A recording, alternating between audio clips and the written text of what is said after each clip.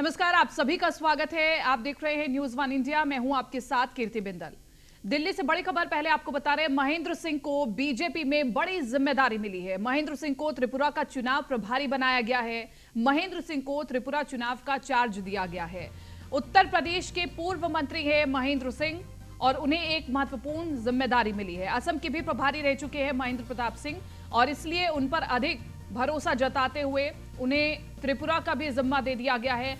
त्रिपुरा में चुनाव होने हैं और उन्हीं चुनावों को देखते हुए ये भाजपा की ओर से बड़ा विश्वास जताया गया है महेंद्र सिंह के ऊपर और महेंद्र सिंह को बहुत बड़ी जिम्मेदारी दी गई है। पहले वो असम के भी प्रभारी रह चुके हैं महेंद्र सिंह और अब उन्हें त्रिपुरा की भी जिम्मेदारी दी गई है। तो दिल्ली से ये बड़ी खबर, महत्वपूर्ण खबर, राजनीति के लिहाज से महेंद्र सिंह को बीजेपी में बड़ी जिम्मेदारी मिली है। महेंद्र सिंह को त्रिपुरा का चुनाव प्रभारी बनाया गया है।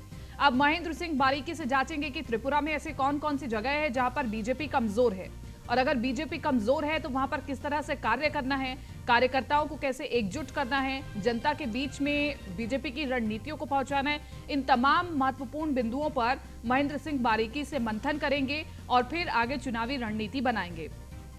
तो दिल्ली से बड़ी खबर है, महेंद्र सिंह को बीजेपी में बड़ी जिम्मेदारी मिली है।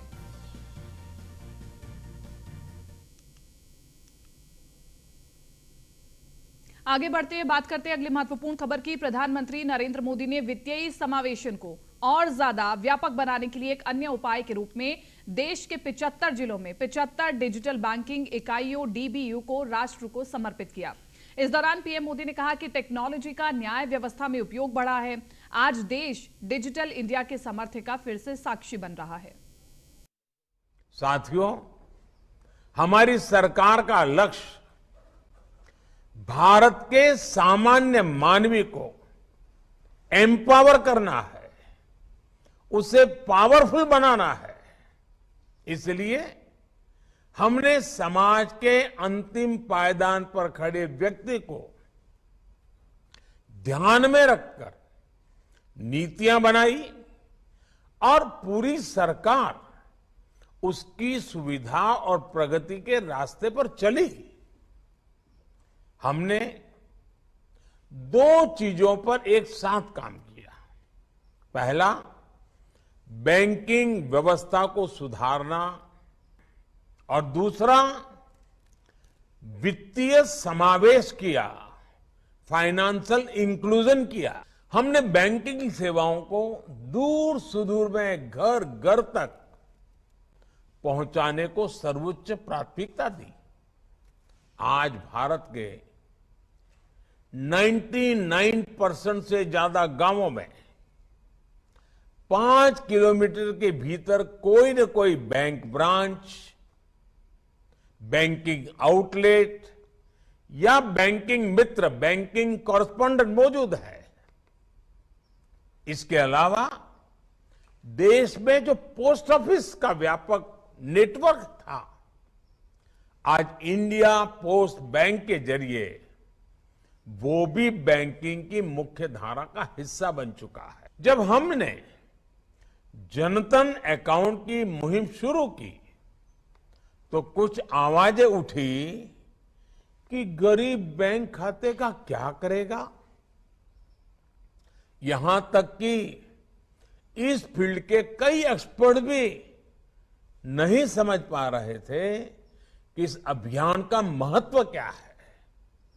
लेकिन बैंक खाते की ताकत क्या होती है, ये आज पूरा देश देख रहा है। बैंक खातों के जरिए ही गरीबों को घर बनाना हो, शौचालय बनाना हो, गैस की सब्सिडी प्राप्त करना हो, उनको सीधे उनके खाते में दिया जा सका। किसानों को भी तमाम सरकारी योजनाओं से मिलने वाली मदद बैंक खातों की वजह से उन तक आसानी से पहुंचाई जा सकी। और जब कोरोना महामारी का दौर आया तब सीधे गरीब के बैंक अकाउंट में, माताओं बहनों के बैंक अकाउंट में देश में पहली बार मध्य प्रदेश में एमबीबीएस की पढ़ाई अब हिंदी भाषा में होगी। केंद्रीय गृह मंत्री अमित शाह ने भोपाल में एमबीबीएस की 3 किताबों का विमोचन किया। इस दौरान अमित शाह ने कहा कि ये क्षण देश में शिक्षा क्षेत्र के पुनर्निर्माण का क्षण है। सबसे पहले मेडिकल की शिक्षा हिंदी में शुरू करके शिवराज सिंह ने मोदी जी की इच्छा पूरी की है। मोदी जी ने हिंदी, तमिल, तेलुगु, मलयाली, गुजराती, बंगाली ये सभी भाषाओं में मेडिकल और इंजीनियरिंग की शिक्षा उपलब्ध कराने का जो आह्वान किया, मुझे आज गर्व होता है कि भारतीय जनता पार्टी की शिवराज सिंह सरकार ने देश में सबसे पहले मेडिकल की शिक्षा हिंदी में शुरू कर मोदी जी की इच्छा की पूर्ति की है। दुनिया भर ने शिक्षाविदों ने मातृभाषा में शिक्षा पर बड़ा महत्व दिया था, क्योंकि सोचने की प्रक्रिया, संशोधन की प्रक्रिया, अनुसंधान की प्रक्रिया, तर्क की प्रक्रिया, विश्लेषण की प्रक्रिया और निर्णय पर पहुंचने की प्रक्रिया हमारा मन हमारी मातृभाषा में ही करता है। अगर पढ़ाई लिखाई और अनुसंधान मातृभाषा में हो तो मुझे पूरा भरोसा है भारत के विद्यार्थी विश्व के किसी भी विद्यार्थी से कम नहीं है। समग्र विश्व में वो अनुसंधान के क्षेत्र में भी भारत का डंका बजाकर लाएंगे। बीजेपी के राष्ट्रीय अध्यक्ष जेपी नड्डा ने दिल्ली के रामलीला मैदान में एमसीडी चुनाव का बिगुल फूंका। इस दौरान पंच परमेश्वर सम्मेलन को संबोधित करते हुए नड्डा ने विपक्ष और दिल्ली की केजरीवाल सरकार पर जमकर निशाना साधा। कहा, दिल्ली की अरविंद केजरीवाल सरकार घोटालों की सरकार है। हम सब लोग जानते हैं कि सेवा भाव, संतुलन, संयम, समन्वय, सकारात्मक सद्भावना और संवाद के आधार पर भारतीय जनता पार्टी का कार्यकर्ता समाज की सेवा कर रहा है और हमको इसी तरीके से सेवा करनी है। हम वो पार्टी हैं जो गांव, गरीब, वंचित, पीड़ित, शोषित, दलित, महिला, युवा, किसान, इनको मजबूती प्रदान करने के लिए हम आए हैं। मैं यहां आपसे चर्चा करना चाहता हूं कि यह सरकार जो केजरीवाल जी की सरकार रही, उस सरकार ने किस तरीके से यहां पर घोटाले पे घोटाला किया है। आज केजरीवाल की सरकार घोटालों की सरकार बन गई है। केजरीवाल, तुमने दिल्ली का किया बेहाल और तुम्हें अब जाना होगा और यहां पर भारतीय जनता पार्टी को आना होगा। मुंबई के अंधेरी पूर्व में होने वाले विधानसभा उपचुनाव सीट के लिए शिंदे गुट को केंद्रीय चुनाव आयोग ने ढाल तलवार चुनाव चिन्ह दिया है। इसका जश्न, उत्सव और मिठाई बांटकर मनाया गया। आपको बता दें, इस कार्यक्रम का आयोजन पुणे शहर प्रमुख प्रमोद नाना भानगिरे ने किया था।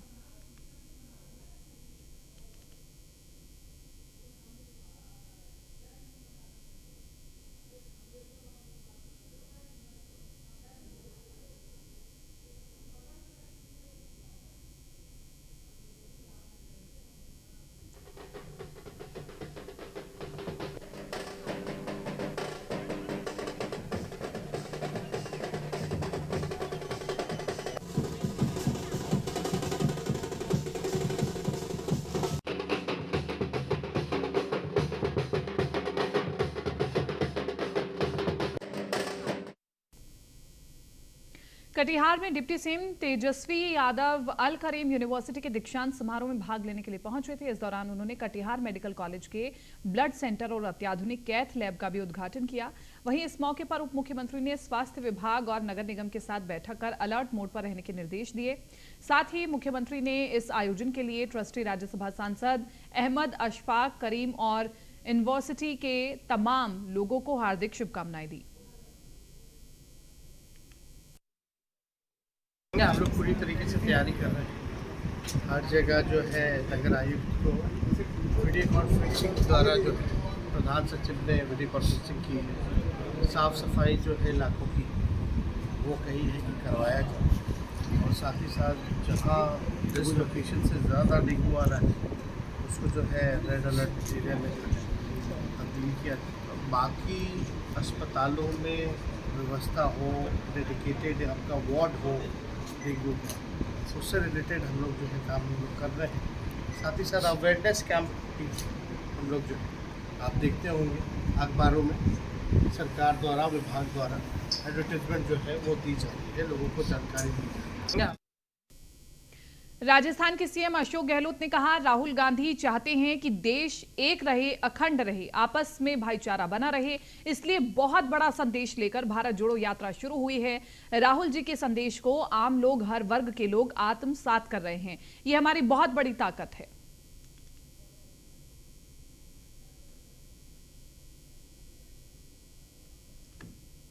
पंजाब के पूर्व कैबिनेट मंत्री सुंदर श्याम अरोड़ा को विजिलेंस टीम के आईजी को 50 लाख रुपए की रिश्वत देते हुए गिरफ्तार किया है।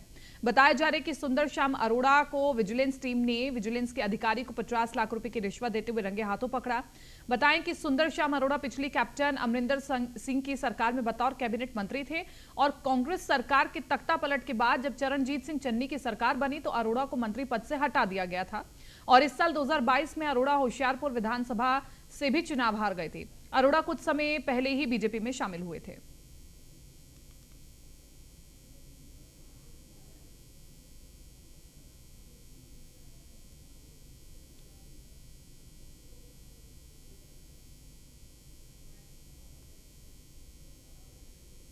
नालंदा में जमीन अतिक्रमण मुक्त कराने पहुंची पुलिस पदाधिकारी को लोगों के विरोध का सामना करना पड़ा।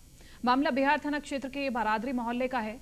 मामला हाई प्रोफाइल होने के कारण पुलिस भी इसमें कोई कोर कसर नहीं छोड़ना चाहती, इसलिए विरोध कर रहे हैं लोगों को पुलिस ने जबरन घसीटते हुए थाने ले गई। दरअसल सदर सीओ धर्मेंद्र पंडित के नेतृत्व में बिहार थाने की पुलिस शनिवार को अनुमंडल दंडाधिकारी बिहार शरीफ नालंदा के न्यायालय के आदेश का अनुपालन कराने पहुंची थी। ये पूरा मामला मुख्यमंत्री नीतीश के परामर्शी मनीष वर्मा से जुड़ा हुआ है। मनीष वर्मा की बहन अनीता रानी ने अनुमंडल दंडाधिकारी बिहार शरीफ के न्यायालय में रास्ते को लेकर के आवेदन किया था। मनीष वर्मा के घर के बाहर रास्ते को नगर निगम के द्वारा बनाया गया था। 6 फीट रास्ते को लेकर के ये पूरा विवाद है, जिस पर मनीष वर्मा की बहन अनीता रानी और अर्जुन यादव अपना अपना दावा कर रहे हैं।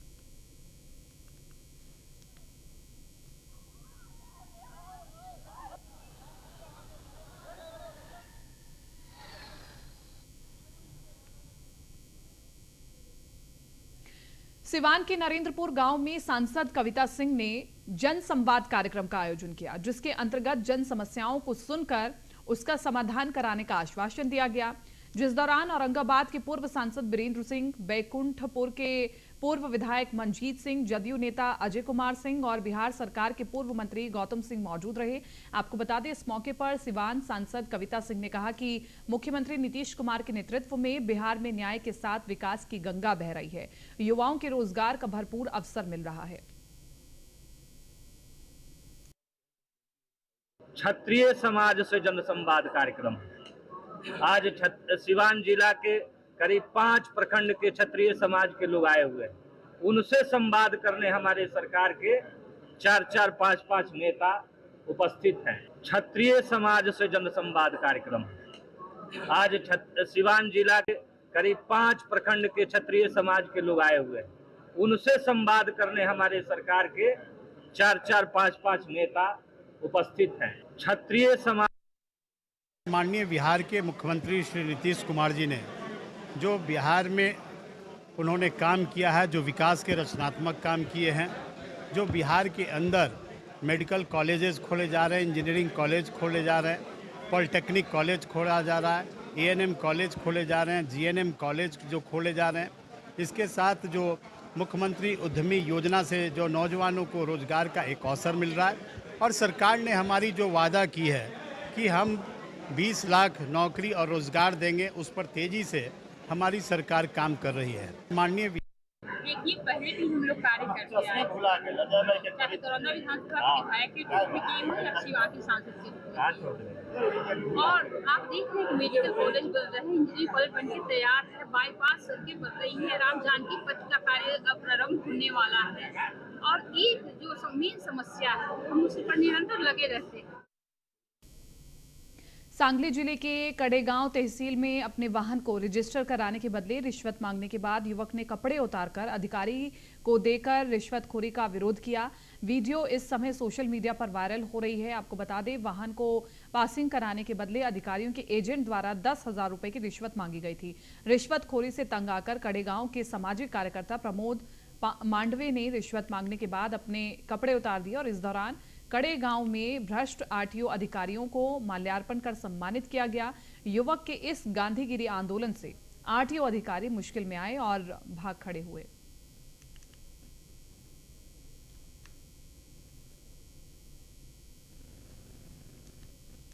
छत्तीसगढ़ के नारायणपुर जिले के जंगल में पुलिस और नक्सलियों के बीच मुठभेड़ हुई। पुलिस का दावा यह है कि करीब आधे घंटे से ज्यादा चली इस मुठभेड़ में कई नक्सली घायल हुए हैं।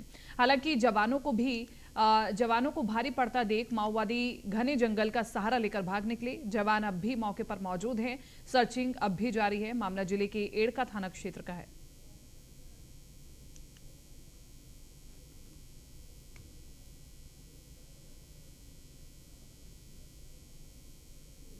जिले के मानपुर थाना इलाके में नक्सलियों की कायराना करतूत सामने आई है। यहां नक्सलियों ने आरक्षक के पिता की हत्या कर दी है। वहीं सड़कों और पेड़ों पर पर्चे भी चस्पा कर दिए गए हैं। नक्सलियों ने बिल्किस बानो मामले में दोषियों को रिहा करने वाली गुजरात सरकार के फैसले की निंदा की है।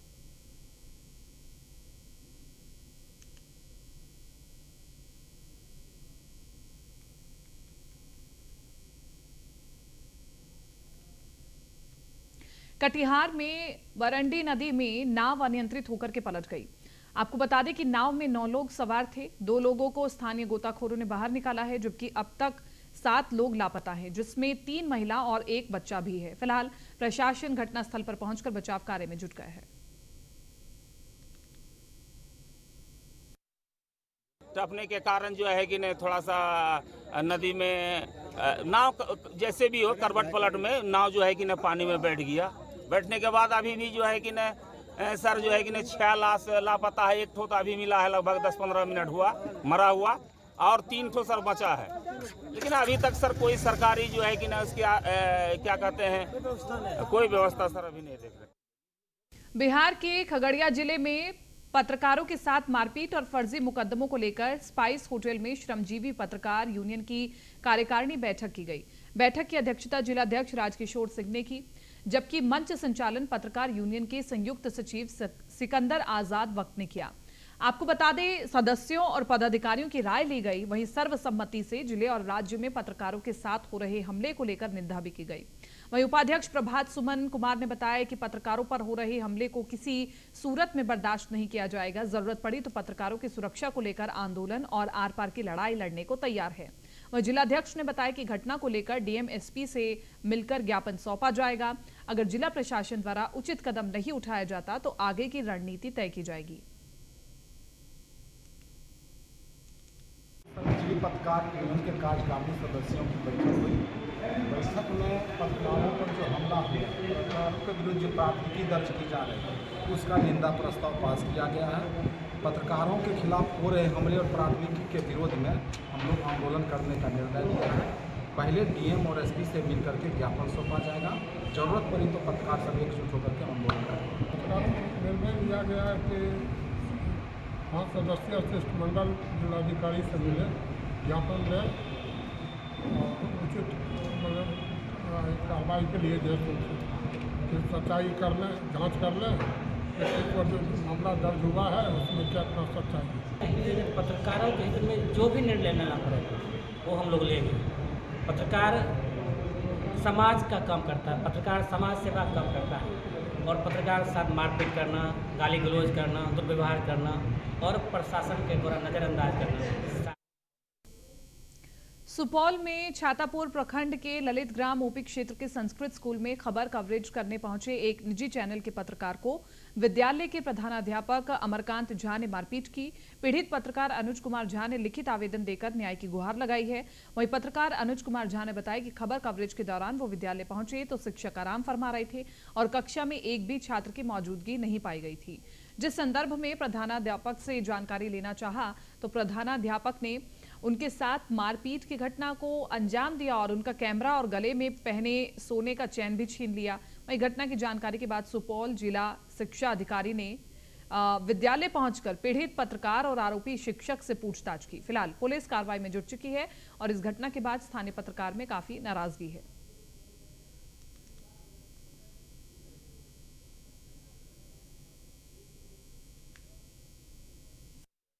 जांच में आते सर क्या कुछ हुआ? दोनों पक्षों का बयान ले लिया गया है और इसका रिपोर्ट डी जिला पदाधिकारी को दिया जाएगा। जांच में आते सर क्या कुछ? नालंदा में वेना थाना क्षेत्र के एक गांव में स्कूली छात्र के साथ छेड़खानी का मामला सामने आया है। आपको बता दें, घटना के संदर्भ में पीड़िता ने बताया कि पिछले 4 दिनों से गांव का ही युवक स्कूल जाते वक्त उससे मोबाइल नंबर मांग रहा था। जब वो स्कूल से घर लौट रही थी तभी बदमाश ने उसे रास्ते में रोक लिया और फिर से मोबाइल नंबर मांगने की जिद करने लगा और जान से मारने की धमकी देने लगा। इसके बाद पीड़िता ने घर आकर इसकी शिकायत अपनी मां से की। पीड़िता के पिता जब घर पहुंचे तो उसे लेकर थाने पहुंचे, जहां सारी घटनाक्रम को पुलिस के समक्ष छात्रा ने बताया। फिलहाल पुलिस ने जल्द कार्रवाई करते हुए आरोपी को उसके घर से गिरफ्तार कर लिया है।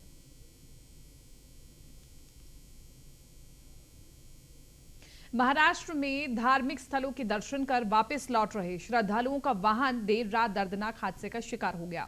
बताया जा रहा है कि यह दुर्घटना वैजापुर तहसील में औरंगाबाद नासिक राष्ट्रीय राजमार्ग पर येवला तहसील की सीमा पर हुई। वहीं हादसे में कुल 14 लोगों के घायल होने की सूचना है। फिलहाल मौके पर पहुंची पुलिस कर्मियों की टीम ने घायलों को सरकारी अस्पताल में भर्ती कराया है।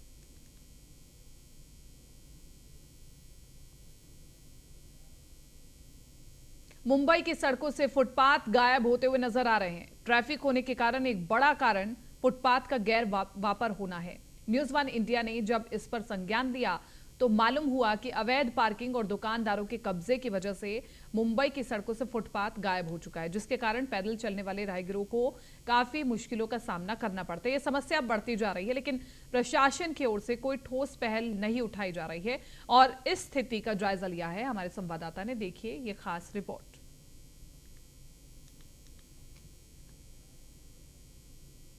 नगरी मुंबई, जहां पर अक्सर जो है ट्रैफिक की समस्या दिन ब दिन बढ़ते जा रही है और ऐसे में इस समस्याओं को लेकर के काफ़ी ज़्यादा ट्रैफिक पुलिस भी अपनी तरीके से निर्णय निकालते रहती है। हम आपको बता दें, इस वक्त मैं मुंबई की उसी सड़क पर हूँ जिस सड़क से जो है रफ्तार तेज़ होती है मुंबई की, और इस सड़कों पर आप देखेंगे तो फुटपाथ जो है अब ना के बराबर दिखता है और फुटपाथ जो है मुंबई की सड़कों से गायब हो चुके हैं। मुंबई को और उसकी रफ्तार को धीमी करने में और ट्रैफिक की सबसे ज़्यादा समस्याओं को बनाने में अगर सबसे ज़्यादा कोई योगदान देता है तो ऐसे दुकान चालक देते हैं, और काफ़ी जो है शाम के वक्त यहाँ पर ट्रैफिक भी देखने को मिलती है। फिलहाल मुंबई की ये एक सड़क का जो है हाल हम नहीं बता रहे, मुंबई के लगभग सभी सड़कों का हाल इसी तरीके से है। फुटपाथ जो है कब्जा हो चुका है। अब ये देखना है कि महानगर पालिका और साथ ही ट्रैफिक डिपार्टमेंट किस तरीके से हमारी खबर के बाद ध्यान देगी और किस तरीके से इन तमाम जो अवैध पार्किंग है, जो रोड को कब्जा करके डबल पार्किंग बनाए हुए हैं, इनके खिलाफ कैसी सख्त से सख्त कानूनी कार्रवाई करेगी।